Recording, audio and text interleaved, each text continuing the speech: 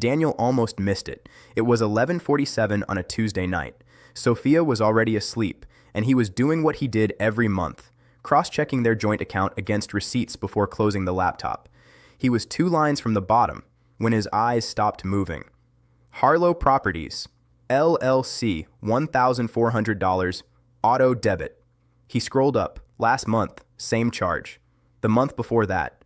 He counted back 6 entries, 6 months of $1,400 quietly leaving their account on the 3rd of every month, clean as a heartbeat like it belonged there. It didn't belong there. Daniel sat completely still. He wasn't the kind of man who panicked. He was the kind who measured twice, so he pulled up their full statement history, found the first charge 8 months ago, and felt something cold settle in his chest. 8 months. He walked to the bedroom doorway.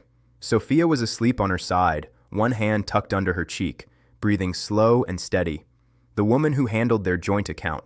The woman who paid bills while he focused on project deadlines. The woman who had apparently been authorizing $1,400 charges to a property company for 8 months without a single word. He went back to the laptop. He didn't wake her. The next morning, over coffee, he kept it simple. "Hey, I was going through the statement last night." He slid his phone across the breakfast table, the charge highlighted. "What's Harlow Properties?" Sophia glanced at it. 1 second. 2. She handed the phone back, reached for her mug. "No idea. Probably a billing error. I'll call the bank." She didn't flinch. Not a blink. Not a pause. Not a single crack in her face. She didn't even flinch. "Yeah," Daniel said, nodding slowly. "Probably." He watched her scroll through her phone while she finished her coffee, kissed him on the cheek before leaving, and told him she had a late meeting with Ethan's team so as not to wait up for dinner. The door closed. Daniel sat at the table for 60 seconds exactly. Then he opened his laptop and searched Harlow Properties, LLC. The company website was clean, corporate, and generic. Residential leasing. Mid-range apartments across 4 city locations. A contact number at the bottom. Daniel called it from his work phone. "Harlow Properties, this is Kevin." "Hi, Kevin. I'm calling about a charge on my account. My wife handles most of our billing, and I'm trying to trace an auto debit from your company. Last name is Mercer." Keyboard clicks. A pause. "Oh, yes. Got it right here. The unit on Fletcher Street, 4B. Your wife renewed the lease just last week, actually. Everything looks current on our end, Mr. Mercer." Daniel's hand tightened on the phone. "Right," he said. His voice came out completely level. "Just wanted to confirm. Thank you, Kevin." He hung up. Fletcher Street, Unit 4B, renewed just last week, while she was sleeping next to him, while she was kissing him goodbye and blaming billing errors. She had renewed a lease she told him didn't exist. Daniel closed the laptop, put on his jacket, and drove to Fletcher Street. He found the building in 11 minutes. 6 floors, clean brick exterior, small parking lot in front. He pulled into a spot across the street and killed the engine. He told himself he'd stay 5 minutes. Just to see. Just to confirm he was being paranoid. He stayed 40. At 7:22 p.m., Sophia's white Audi turned into the parking lot. Daniel's jaw locked. She didn't go to the trunk, didn't carry groceries, didn't check her phone. She walked toward the entrance like she had walked through that door 100 times before, because she had, and typed a code into the keypad without hesitating. At 7:31 p.m., a black Range Rover pulled in. Ethan Crown stepped out in a gray jacket, a bottle of wine in one hand, already smiling at his phone. He didn't use the keypad. He had a key. The light in Unit 4B came on 2 minutes later. Daniel sat in the dark, both hands on the steering wheel, and breathed in, out, in, out. He didn't go in. He didn't call. He didn't move. He just watched that light, warm and golden behind the curtain, like a little domestic scene, and felt 8 months of billing errors arrange themselves into something that made horrifying, perfect sense. Then he picked up his phone and called the one person he needed. "Marcus, I need you. Tonight." A beat. "Talk to me," Marcus said. Daniel looked up at Unit 4B one last time. "My wife is in that building. Her boss just walked in with wine, and I've been paying for the apartment." The silence on Marcus's end lasted exactly 3 seconds. Then, "Don't move. Don't go inside. And Daniel, don't you dare touch that door handle." "Why?" "Because the way you handle the next 10 minutes will decide everything you walk away with. everything. Now listen to me carefully.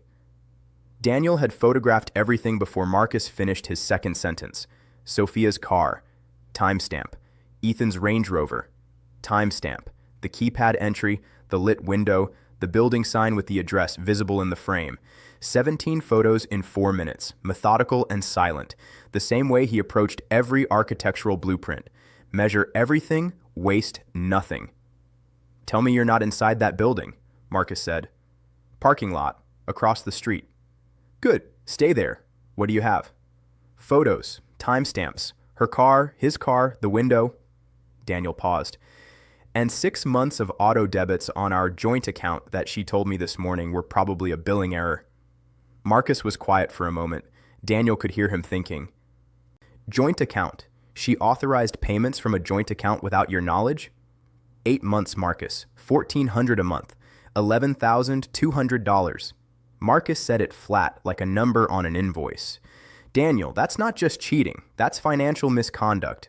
Unauthorized use of marital funds. That's a completely separate weapon. Weapon. It was the first time Daniel had thought about any of this as a war. He looked up at Unit 4B. Fine, he thought.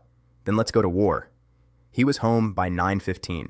Shower running, laptop open, leftover pasta reheated like a man who'd had a completely normal evening. Sophia walked in at 10:40, smelling like she'd freshened her perfume in the car. She always did that, a little too much on the nights she came home late. He'd just never registered it before. You eat? She asked, dropping her bag on the counter. Yeah, I waited a bit, then went ahead. He looked up from his laptop with an easy smile. How was the meeting? Long. She exhaled, rolled her neck. Ethan had 1,000 notes on the campaign deck. You know how he is. I know exactly how he is. Sounds exhausting, Daniel said. Come sit. I'll make you tea. She looked at him, just for a half second, something flickering behind her eyes, and then smiled. You're sweet. He made her tea. He sat across from her. He asked about her day, and while she talked, Daniel Mercer cataloged every lie by its texture. Marcus called at 7 a.m. sharp. I've been up since 5, he said, skipping hello. Here's where we stand. In this state, unauthorized dissipation of marital assets is actionable, especially with documented proof of the expenditure.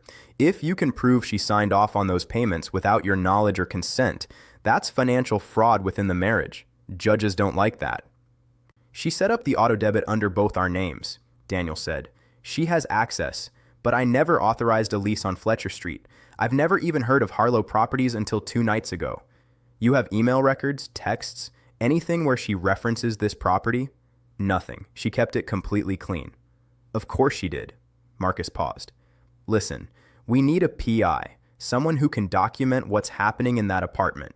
Pattern of visits, dates, times, photos if possible. We need to build a file so airtight that when you walk into a courtroom, she has nowhere to stand.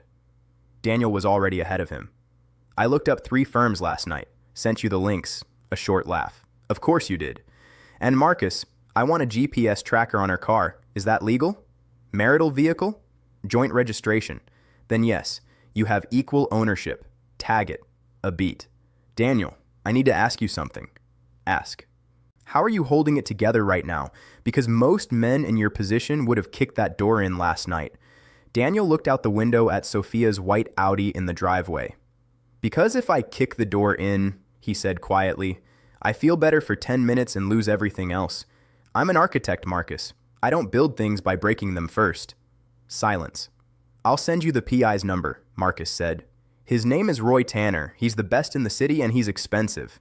Book him. The tracker took Daniel 6 minutes to install. Tuesday morning. Sophia inside getting ready for work. He crouched beside the rear wheel well of her Audi. The magnetic case clicked into place, clean and fast, and he was back inside pouring orange juice before she came downstairs. You're up early, she said. Big presentation today.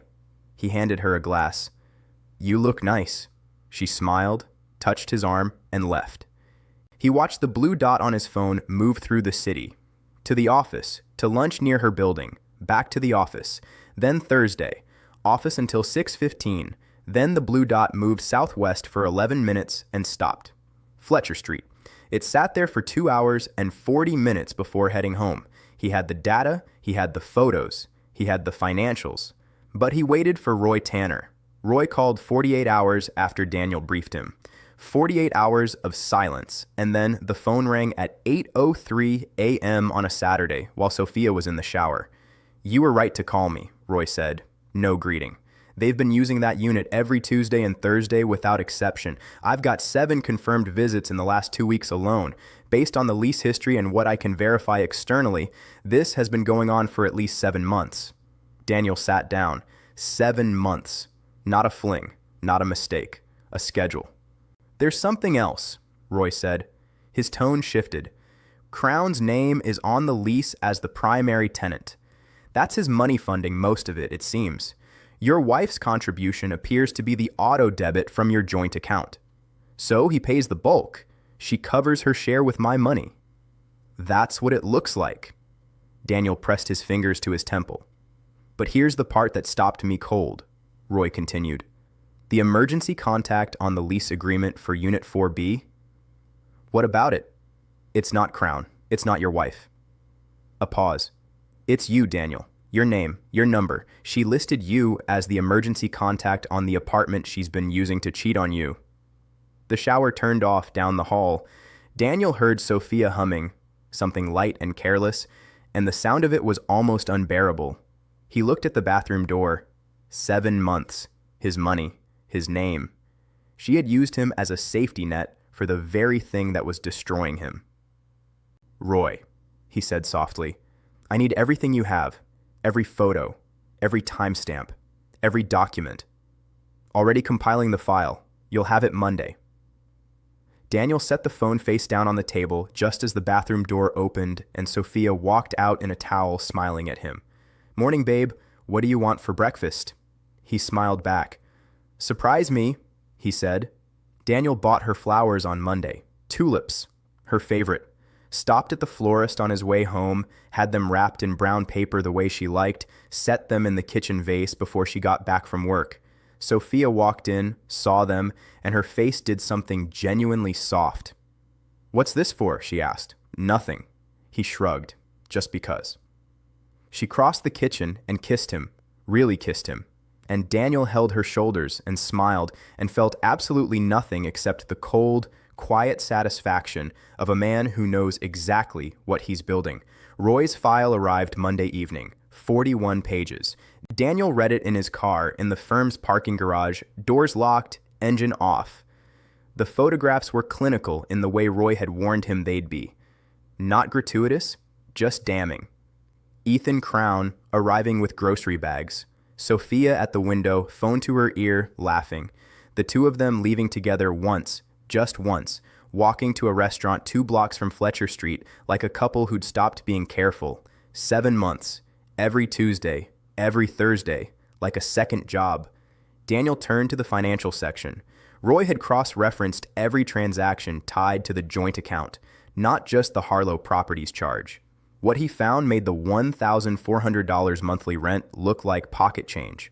Over 6 months, $23,000 had been quietly moved out of their joint savings account in increments small enough not to trigger alerts. 200 here, 800 there. Once, a clean $3,000 labeled as home renovation deposit for a renovation Daniel had never discussed and never seen. He sat with that number for a long time.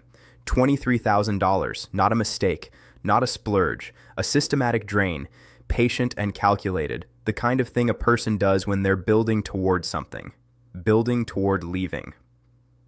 He called Marcus that night from the home office, door closed, voice low. 23,000, Marcus repeated. "Daniel, that is textbook dissipation of marital assets. Combined with the lease payments and documented adultery, you're not just looking at a favorable divorce settlement, you're looking at total leverage. I want to understand what total means. It means the house is yours, the savings recovery is yours. And her claim to any stake in your firm," Marcus paused for effect, "disappears. She's listed as a non-active co-owner on the incorporation documents, right? My accountant suggested it 3 years ago. Tax benefit. Your accountant is about to regret that advice a lot less than Sophia is." Marcus shifted. We need to get you in front of Patricia Hale. She's the best divorce attorney in the state, and she will look at this file and smile. Set it up. Already texting her. A pause. Daniel, how are you doing this? The flowers, the dinners? Lydia told me you took Sophia to that Italian place on Veron Street last weekend. Daniel leaned back in his chair. If she suspects anything, she moves the money. She warns Ethan. She lawyers up before I'm ready, and suddenly we're negotiating from equal ground. He paused. So she gets flowers. She gets Italian dinners. She gets the best version of me for the next 2 weeks, while I dismantle everything she thinks she's walking away with. A long silence. You scare me sometimes, Marcus said. Good, Daniel said. Hold on to that feeling. Lydia came over on Wednesday while Sophia was at work. She sat at the kitchen counter and watched Daniel make coffee, and she had that look she always got, the one where she was deciding whether to say the thing she was already going to say regardless. You're too calm, she said. It's scaring me. You and Marcus. Because we know you. She wrapped her hands around the mug he set in front of her. The last time you were this calm was when that contractor tried to steal from your firm and you just smiled at him for 2 weeks before you handed him over to the DA. And I got the money back. Every cent. She looked at him steadily. She doesn't know, does she? Sophia. She has absolutely no idea. None. Lydia exhaled slowly. Good, she said, surprising him. Good. Because she deserves everything that's coming. Lie. Don't you dare tell me to be fair to her right now. Her voice came out sharp and immediate, the way it only did when she'd been holding something for a while. I never told you this because I didn't have proof, just a feeling. But I never trusted her, Daniel, not from the start. There was always something about the way she looked at you, like you were in a situation she was managing. Daniel said nothing. How much did she take? Lydia asked quietly. $23,000 plus 11 months of rent. Lydia set her mug down very carefully. Burn it down, she said, every last piece of it, and then build something better. Patricia Hale had an office that looked like a library and a handshake like a closing argument. She read Roy's file in 12 minutes without expression, then set it down and folded her hands on the desk. In this state, adultery alone is sufficient grounds for an at-fault divorce, but what you have here goes considerably beyond adultery. She tapped the financial section. Unauthorized transfer of marital assets is financial abuse under state statute. Combined with the fraudulent co-authorization of lease payments, she essentially signed your name to an obligation you never agreed to. You have grounds that most divorce attorneys would spend a decade hoping to see once. What does that translate to in the outcome? Daniel asked. Full recovery of dissipated assets, primary claim to the marital home, and regarding the firm, she opened a separate folder she'd already prepared, which told him Marcus had briefed her thoroughly. Her co-ownership designation was never accompanied by active contribution or investment. It was administrative. We can have that dissolved before the divorce is even filed. Daniel nodded slowly. She won't see the filing coming. Patricia looked at him over her glasses. No one ever does when it's done correctly. Here's what we do first. He was ready to file on a Thursday. Roy called that morning with one more piece. I've been tracking Crown's movements as a secondary subject, Roy said. Standard practice when building adultery documentation. I picked up something I think you need to see. Send it. The photo came through 30 seconds later. Daniel stared at it. Sophia and Ethan, side by side at a desk. A woman across from them in a blazer, documents spread between them, all three leaning forward in the focused, serious posture of people making a significant decision together. The sign on the wall behind them read, Meridian Realty Group, a real estate office, not lunch, not a work meeting. They were signing papers. Daniel enlarged the photo, tried to make out the document headers. He called Roy immediately. What are they signing? That's what took me until this morning to confirm, Roy said. I had a contact pull the public filing. It was recorded with the county 3 days ago. Daniel's grip tightened on the phone. They put in a joint offer on a property, Daniel, a house, 4 bedrooms, Elmwood District. The offer was accepted.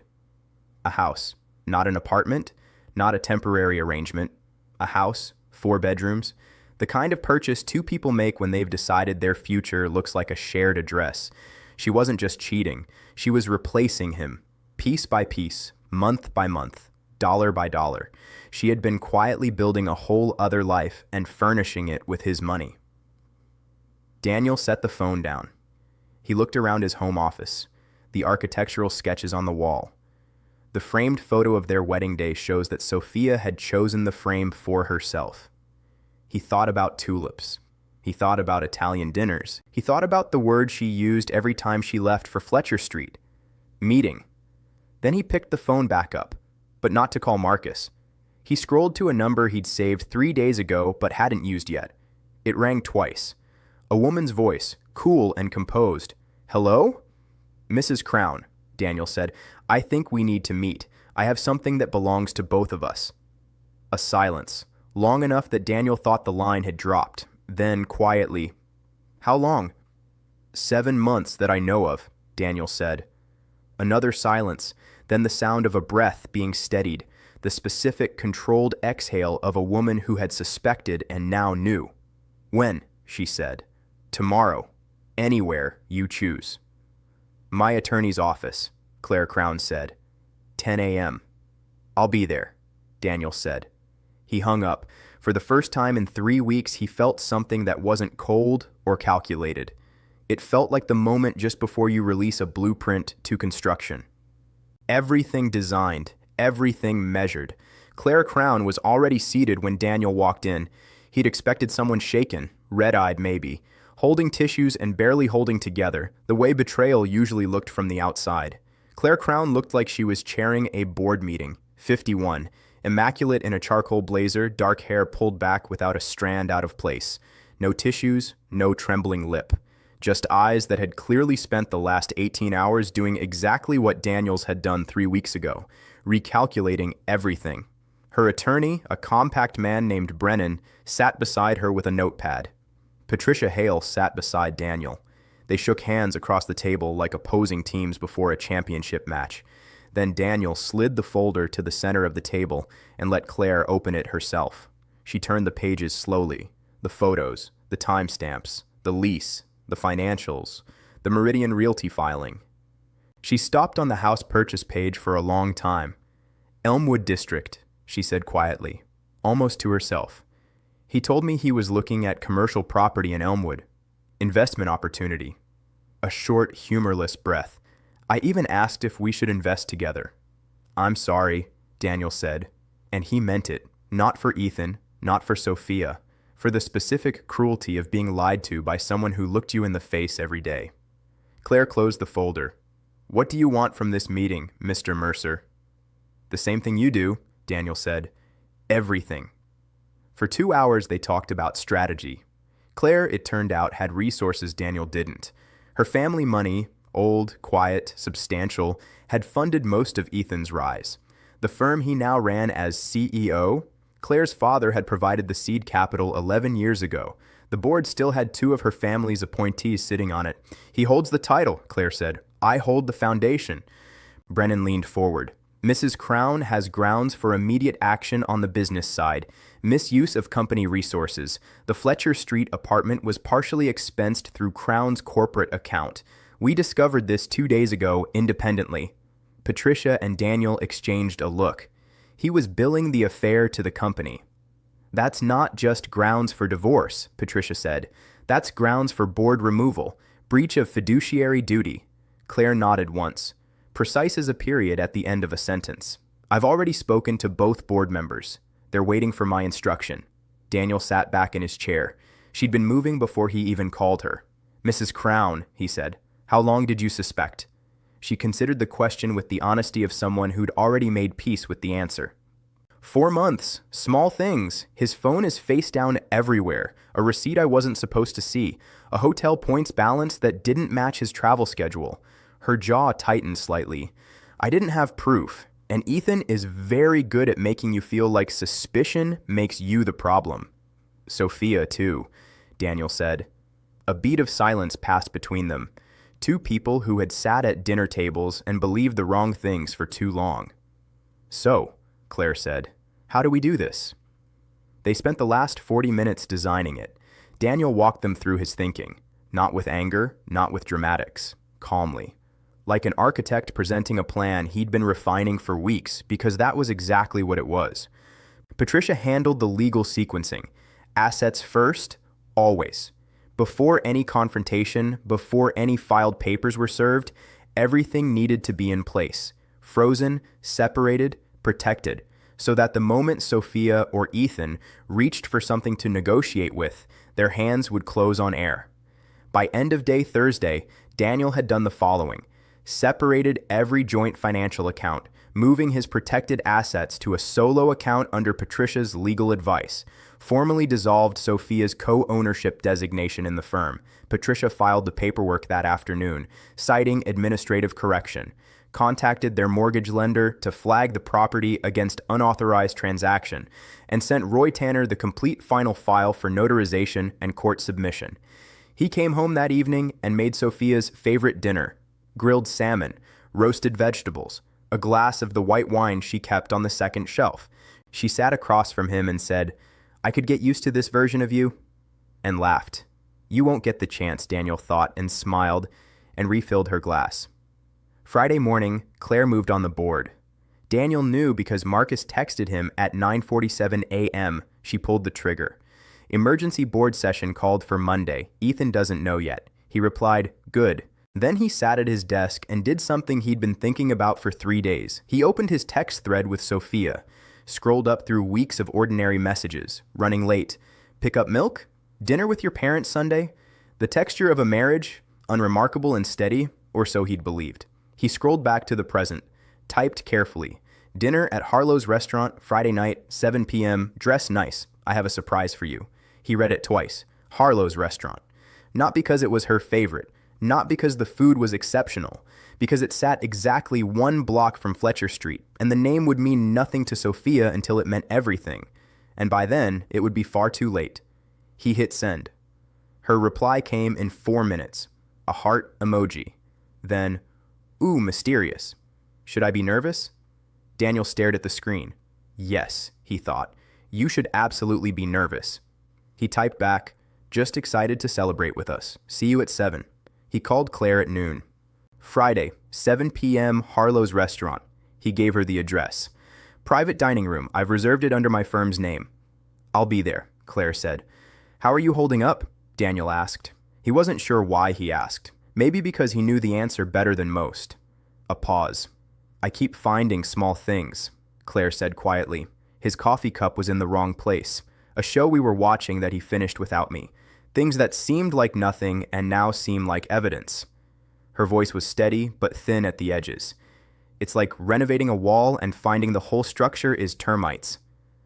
Daniel closed his eyes briefly. I know, he said. I'm sorry. Don't be sorry, Claire said, and her voice hardened back to boardroom steel. Just make sure you're there at 7. I'll be there at 6, Daniel said. I want to be seated before she walks in. Thursday night, Daniel couldn't sleep. Not from guilt, not from doubt. He'd passed through both of those rooms weeks ago and found nothing in either that changed his direction. He lay in the dark and listened to Sophia breathe beside him, slow and even and completely untroubled, and felt the specific weight of a man who knows something that no one else in the room knows yet. Tomorrow she would walk into Harlow's restaurant expecting champagne and a romantic evening. She would walk into something else entirely. He turned his head and looked at her profile in the dark. He thought about the man he'd been a month ago, the one who almost missed the charge on the bank statement, 2 lines from the bottom, 8 months of $1,400 hiding in plain sight. He thought about Kevin at Harlow Properties saying your wife renewed the lease just last week in a voice that assumed Daniel already knew. He thought about his own name written in the emergency contact line of an apartment he'd never stepped inside. Emergency contact. She had used his name as a safety net for the life she was building without him. Tomorrow, he was going to show her what it looked like when that net was gone. He set his alarm for 5:30 a.m., got up before it rang, stood at the bathroom mirror for a long moment, then showered, dressed, and went downstairs to make coffee. 2 cups, same as always, and set Sophia's on her side of the counter where she'd find it when she woke up, because the last illusion needed to hold until 7 p.m. At 6:47 that evening, Daniel walked into the private dining room at Harlow's restaurant. At 6:51, Claire Crown walked in and sat across from him. They didn't speak much, just two people at a table, menus open, waiting. At 7:03, they heard heels on the hardwood floor outside the door. Daniel folded his hands on the table. Claire straightened in her chair. The door opened. Sophia looked beautiful. Daniel noticed that first, the way he always had, automatically, the same reflex that had worked against him for 8 months. She'd worn the burgundy dress, the one she saved for occasions she wanted to remember. She was smiling when she pushed the door open. She stopped smiling in the same second. The smile didn't fade gradually. It didn't flicker or waver. It simply stopped, like a light switch, like a power cut.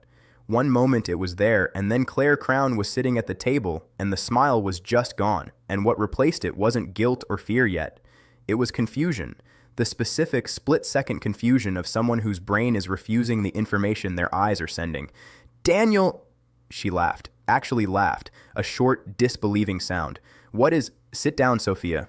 His voice came out quiet, no anger in it, no tremor, just the flat, load-bearing tone of a man who had been constructing this moment for 3 weeks and wasn't going to waste it on volume.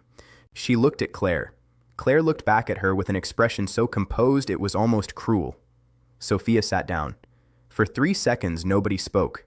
The restaurant's ambient noise filtered through the walls. Distant cutlery, muffled conversation, a world continuing normally just on the other side of the door. In here, everything had stopped. Daniel reached under his side of the table and placed the folder in the center. Dark blue cover, 3 inches thick, corners squared. He'd assembled the final version himself the night before. "Go ahead," he said. Sophia looked at the folder. I looked at Daniel. Looked at Claire. Sophia. His voice didn't rise. "Open it." She opened it. He watched her face move through the pages. The first photograph, her car outside Fletcher Street. She blinked. The second, Ethan walking in with wine. Something shifted behind her eyes. The bank records. She turned that page faster, like speed could change what was printed on it. The lease. Her signature on the renewal.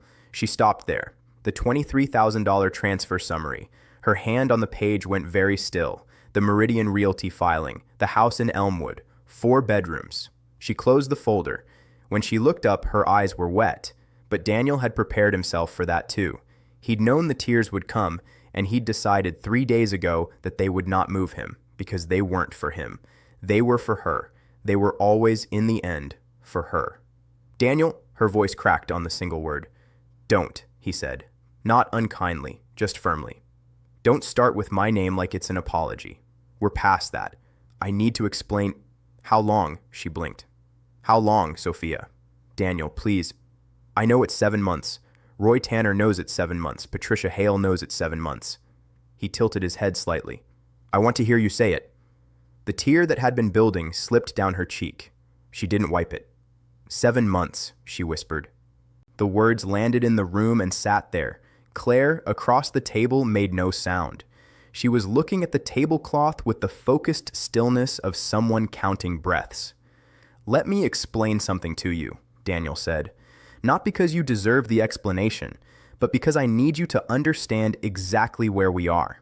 He opened his own copy of the folder to a specific page, tabbed, bookmarked, ready. "You used our joint account to fund an apartment where you were meeting your boss. That is unauthorized dissipation of marital assets. It's a legal term, and Patricia has been documenting it for 2 weeks. He turned a page. "You moved $23,000 out of our joint savings in increments small enough to avoid automatic alerts. That's financial fraud within the marriage." Another page. "You listed my name as the emergency contact on the lease. My name on the apartment you were using to replace me."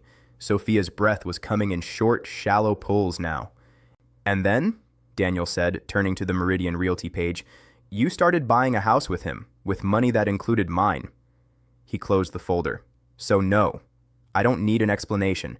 I need you to understand that by the time you walk through that door tonight, there was nothing left to negotiate. Daniel, I love you. Don't." The word came out sharper than the rest, just that once. "Don't say that to me in this room." Silence. Claire spoke for the first time. Her voice was precise and unhurried, the way Daniel imagined she addressed boards and attorneys and people who had underestimated her. "Ms. Mercer," she said, "my attorney will be in contact with yours by Monday morning. In the interest of efficiency, I'll tell you now. There is no version of the next 6 months that ends well for you if you contest anything in that folder. The documentation is complete, the financial trail is clear, and the board meets Monday." She paused. "Your association with my husband has already cost him more than he understands yet." Sophia looked at her, really looked at her, and something crumbled behind her eyes. "You don't have to do this," Sophia said. Her voice had gone thin and desperate, grasping at something, anything. "Both of you, we can—" "What?" Daniel said. "We can do what, Sophia?" She didn't have an answer. "That's what I thought." He reached into the inner pocket of his jacket, placed the document on top of the closed folder. Sophia stared at it like it had teeth. "Petition for dissolution of marriage. Mercer versus Mercer. Filed, dated, stamped." "Patricia filed Thursday morning," Daniel said. "The asset freeze activated at the same time. Your access to the joint account, the savings, the firm account, all suspended pending court review." He straightened his jacket. "The house is in my name. The firm is in my name. Your co-ownership designation was dissolved on Wednesday as an administrative correction. You never made a single active contribution to qualify for it." Sophia's hand moved toward the document like she might pick it up, then stopped. "You can't," she started. "It's done," Daniel said. "It was done before tonight. Tonight was just—" He paused, choosing the word carefully. "Courtesy." Sophia's face broke. Not the controlled, careful grief of someone who wanted to be forgiven. Something rawer than that. Something that only appears when a person finally understands that the thing they thought they were cleverly managing has been completely outside their control for weeks. "I didn't mean for it to—" She stopped, started again. "It wasn't supposed to go this far." "But it did," Daniel said simply. "I still—" Her voice dropped to almost nothing. "I still care about you." Daniel looked at her for a long moment. The burgundy dress, the occasion she'd wanted to remember. "I know," he said. "That's the saddest part." He stood up. Claire stood at the same moment, synchronized without planning it, two people rising from a table at the end of something. "Enjoy dinner," Daniel said. "It's paid for." He was in the lobby pulling on his coat when he heard it. Sophia's voice from the private room, muffled through the door but unmistakable, the pitch of controlled panic dissolving into something less controlled. She was calling Ethan. Daniel paused in the lobby. Didn't go back. Just stood still for a moment and listened to the muffled, one-sided conversation rise in urgency. "Ethan, pick up! Please pick up! I need you to—" Then a silence. Then Sophia's voice again, different now, smaller. "Who is this?" A pause. "What do you mean he's—" Another pause. Longer. Daniel buttoned his coat. From inside the room came a sound he hadn't expected and wouldn't forget. Not a sob, not a shout, but something between them. The sound a person makes when the last thing they were holding on to lets go.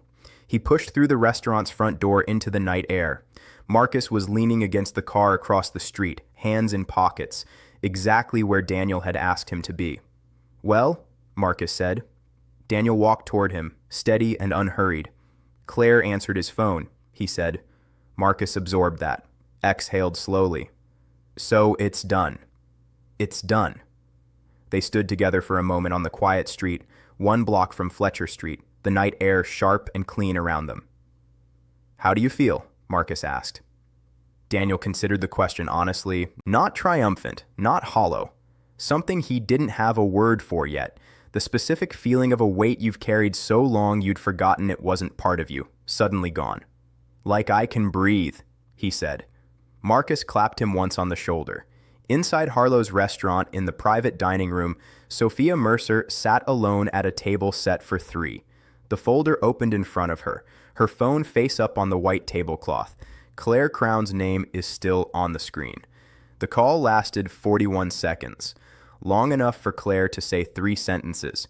"He's occupied, Sophia. He's writing his resignation letter, and I'd suggest you speak to an attorney before Monday. Things are going to move very quickly." The line had gone dead.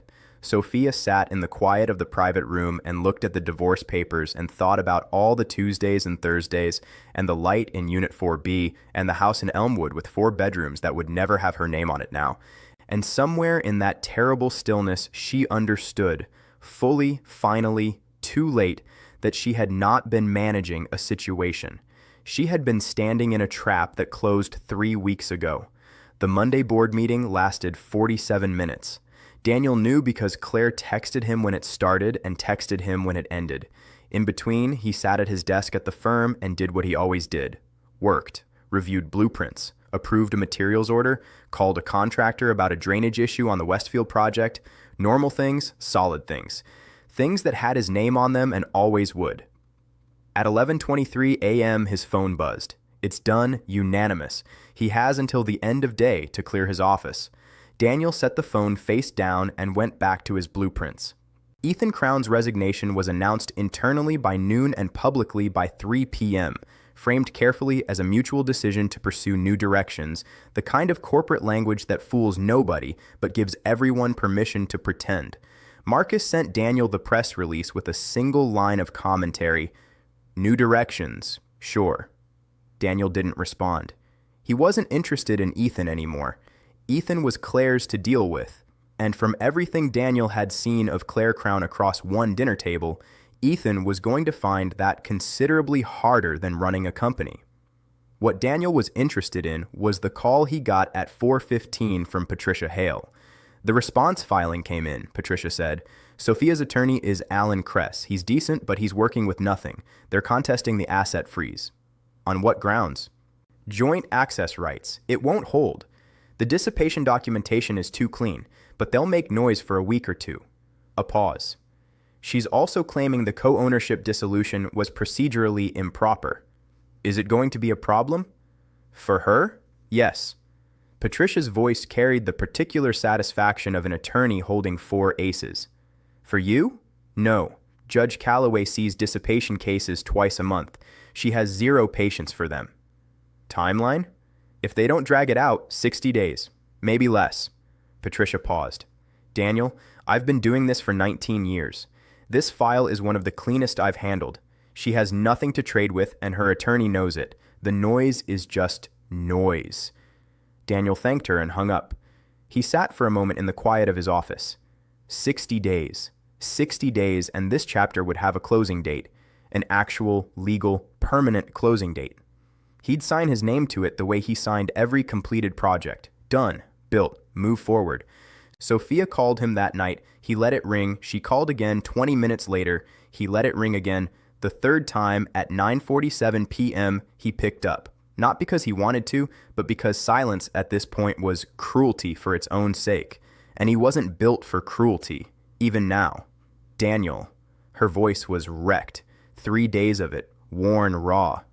I need to know if there's any... No, he said. Gently. Firmly. The same way you close a door that's been open too long in winter. There isn't. A long silence. I didn't think you'd actually... She stopped. I didn't think you knew. I know. How long? 3 weeks before the dinner. He heard her breath catch. You sat across from me every night for 3 weeks, and you... Yes. Another silence. Longer. I'm sorry, she said. And he believed her, not because it changed anything, but because some apologies are true and useless at the same time. I know you are, he said. Daniel... Sophia. He kept his voice even. Don't call this number again. Have Alan Kress contact Patricia Hale. That's the channel now. He hung up, sat in the quiet house for a while. Then I went to bed and slept, genuinely, deeply asleep, for the first time in 2 months. The court hearing was 53 days later. Judge Calloway had sharp eyes and no tolerance for the theatrical, which meant Alan Kress's procedural objections lasted approximately as long as it took her to read the dissipation summary. Counsel, she said, peering over her glasses at Kress with the expression of someone who had been doing this since before he passed the bar, are you genuinely contesting $23,000 in documented unauthorized transfers, or are we here to discuss something substantive?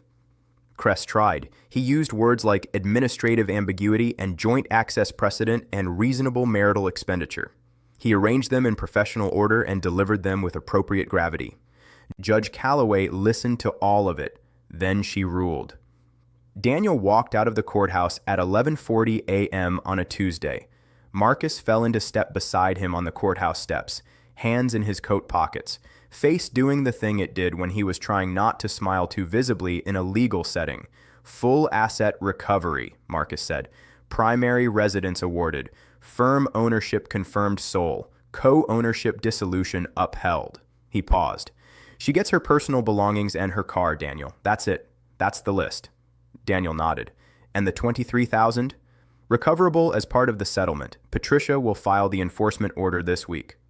Marcus stopped walking, turned to face him. You won. Completely. Every single piece. Daniel stood on the courthouse steps in the November air and took a long breath. It didn't feel like winning. Not in the way he'd imagined 3 weeks into his surveillance, when the anger was fresh and the folder was growing and the idea of destroying everything Sophia thought she'd secured had felt satisfying in a clean architectural way. Standing here now, it felt different, quieter, like the last scene of a film that had been running too long. Not hollow. He was clear about that. He'd done what needed doing. He'd protected himself with precision and patience, and he had zero regret about the method. But winning, it turned out, didn't fill the space that losing had emptied. You okay? Marcus asked. Daniel looked out at the street. Tuesday morning traffic, people with ordinary days ahead of them. Yeah, he said. I will be. Lydia came over that evening with food she'd cooked herself, the way she always responded to things she couldn't fix with words. She set containers on the kitchen counter and moved around his kitchen with the comfortable authority of a sister who had been in this house 1,000 times. Daniel sat on the counter stool and let her. Eat something, she said. You look like a building that forgot to install windows. He laughed, an actual laugh, the first one in a long time that didn't have a strategic purpose. She served 2 plates and sat across from him. They ate in comfortable silence for a while. Then Lydia set her fork down and looked at him with the directness she'd had since they were children. The look that meant she was going to say the true thing regardless of timing. How do you actually feel? She said. Not the lawyer's answer, not the architect's answer, the real one. Daniel looked at his plate for a moment. Like I finally stopped carrying something that was never mine to carry, he said. Lydia was quiet. She was never... He paused, finding the honest version. She was never as present as I thought she was, even before Ethan. There was always part of her that was somewhere else, planning something else. I filled in the gaps with what I wanted to see. That's not a flaw, Lydia said. That's what people do when they love someone. I know. He picked his fork back up. I'm done doing it. Lydia nodded once, slowly. Good, she said. Now eat. 3 weeks after the ruling, Daniel took on a new project. A community center commission in the Eastfield district. A big one. The kind that required complete focus and offered the specific satisfaction of building something that would outlast the building of it. He'd been approached in September and deferred. Now he called them back. We weren't sure you were still interested, the project lead said. I'm very interested, Daniel said. When can we start? On a quiet Thursday evening, not a Tuesday, not a Fletcher Street Thursday, just an ordinary Thursday that belonged only to him, Daniel stayed late at the firm. The office was empty. The city outside the windows had shifted into its evening register, lights coming on in patterns he'd always found beautiful in the way grids were beautiful. Ordered, intentional, each light exactly where it was supposed to be.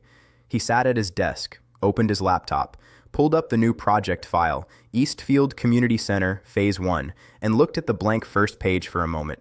Then he opened the bank statement from 2 months ago, the one he'd been reviewing on a Tuesday night at 11:47 p.m. when his eyes had stopped moving 2 lines from the bottom. He looked at it for the last time. Harlow Properties. LLC. $1,400. Auto debit. The number that didn't belong. The one line that had unraveled 8 months of lies with the patience of a pulled thread. He closed the statement. I opened a new document. I began to draw. He worked until past midnight, not because he had to, Because the clean page, the emerging lines, the thing that didn't exist an hour ago slowly becoming something real and permanent and his. This was what had always been true about him, before the marriage, during it, after it. This was the part that hadn't been borrowed or shared or quietly drained away. Around 12:30 a.m., he leaned back and looked at what he'd built. The bones of something good. He saved the file, closed the laptop, and sat in the quiet office for a moment with his hands still on the desk. He didn't think about Sophia. He didn't think about Ethan or Claire or Fletcher Street or Unit 4B or a house in Elmwood with 4 bedrooms that would carry someone else's name. He thought about the blank page and what you could build from it when you stopped letting other people hold the pen. Then he turned off the desk lamp, picked up his jacket, and walked out. The door locked behind him with a clean, final click, like the last period at the end of a sentence that had gone on long enough. Like a blueprint, signed and sealed and released to construction. Like a man who remembered, fully, quietly, without performance, exactly who he was.